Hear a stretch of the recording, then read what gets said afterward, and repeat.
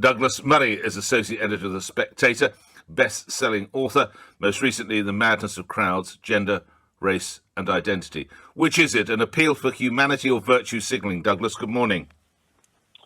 Well, good morning. It could be both, of course. What's pathetic about it is that Ben and Jerry's think that it's their job, or bits of their social media team think it's their job, to lecture the Home Secretary in quite such a patronising manner.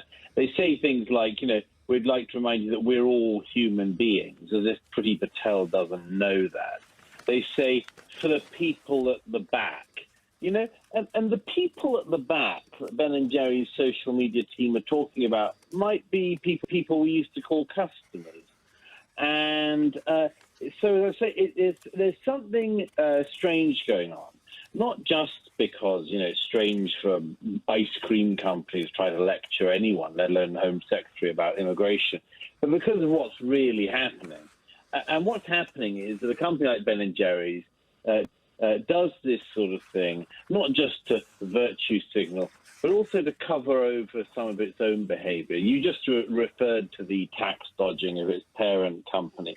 But, in recent years, there have been serious questions about the labour that Ben & Jerry's itself has used in America, among other places. There have been allegations that Ben & Jerry's has been caught exploiting migrant workers in the US and elsewhere. You could easily say, are they so keen for illegal migrants to come to the UK because they've done very well with illegal migrant workers in the US? There are basic things Ben & Jerry's don't seem to be able to do, which you think an ice cream maker might be able to do. Turned out a few years ago they still had weed killer found in their product. If I was an ice cream maker, I'd try to keep the weed killer out of my ice cream before I started lecturing Priti Patel.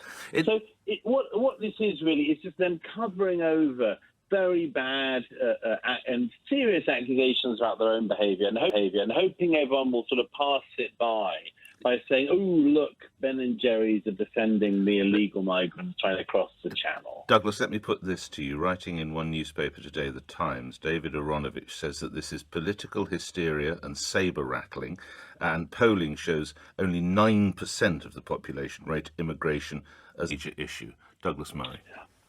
Well, it's interesting that, isn't it? These polls go up and down.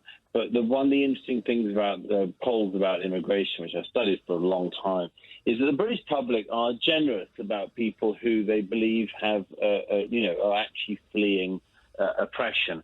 They are worried about, and are legitimately worried about, the fact that we seem to have a system where, yes, we have an asylum system, and we also have this strange assault court system where if you make it all the way to Dover, then you basically get to stay anywhere.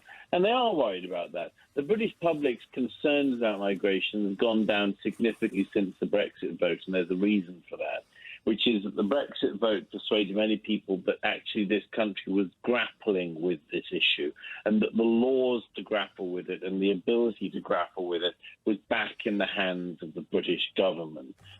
Douglas, I must leave it there for time reasons. Thank you for your input. You're Associate Editor of The Spectator. Check out Douglas's most recent book, The Madness of Crowds, Gender, Race and Identity. We will make America great again.